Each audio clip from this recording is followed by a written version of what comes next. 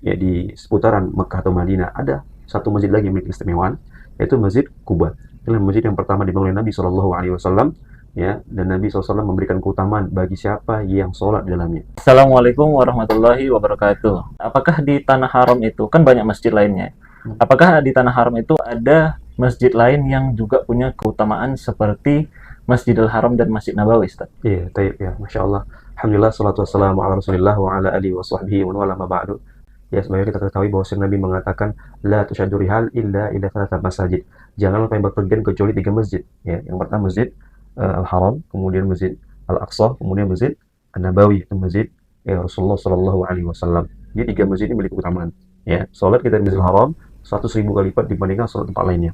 Ya, adapun salat di Masjid Nabawi itu 1000 kali lipat dibanding sholat di tempat lainnya. Sebagai sabda Nabi, "Sholatu fi masjidi hadza khairun min alfi salatin fi ma siwa." Sholat di masjidku ini lebih baik 1000 kali lipat dibandingkan sholat di tempat yang lainnya.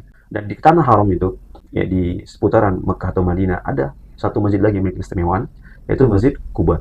Inilah masjid yang pertama dibangun oleh Nabi Shallallahu Alaihi Wasallam, ya, dan Nabi SAW memberikan keutamaan bagi siapa yang sholat di dalamnya. Sebagaimana sabda Nabi, "Man tatara fi baiti, thumma ata masjid Kuba, fa shalla fi shalat, karena lahu ajru umratin." Barang siapa yang dia bersuci di rumahnya, kemudian dia mendatangi Masjid Kuba, kemudian dia sholat dalamnya, maka dia akan mendapatkan pahala seperti pahala ibadah umrah. Ya, ini masya Allah keutamaannya bagi mereka yang sholat di Masjid Kuba. Ya, jadi Masjid Kuba memiliki keutamaan. Dan Nabi SAW dalam sebuah riwayat disebutkan, Nabi SAW karena Rasulullah SAW ya'ti Masjid Kuba, ya masyian warakiban. Karena kalau Nabi SAW datang ke Masjid Kuba itu ya dalam keadaan berkendaraan, ya, datang kendaraan.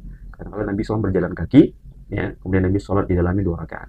Ya, ini jadi hadis riwayat Muslim yang menunjukkan bahwasannya Masjid Kuba memiliki keutamaan istimewa. Demikian, barakallahu fikum. Masya Allah. Jadi salah satu masjid yang disarankan Nabi Muhammad SAW untuk kita beribadah di situ adalah Masjid Kuba, ya, Ustaz. Nah, Dan itu di Madinah, ya, Ustaz, ya. nah, Oh, naam.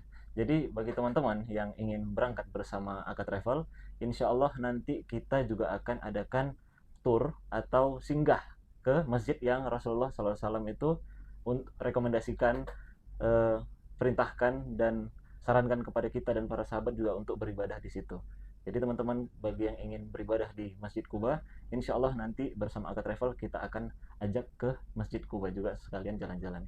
Benar, Ustaz, ya? nah, insya Allah. Ya, alhamdulillah. Bagi teman-teman yang ingin berangkat bersama Aka Travel, insya Allah semoga Allah mudahkan dan diperkuat lagi tekad dan niatnya. Semoga juga niat umroh karena Allah diterima kelak. Amin ya rabbal alamin. Ya, barakallahu fikum, Ustaz. Ya, Assalamualaikum warahmatullahi wabarakatuh. waalaikumsalam.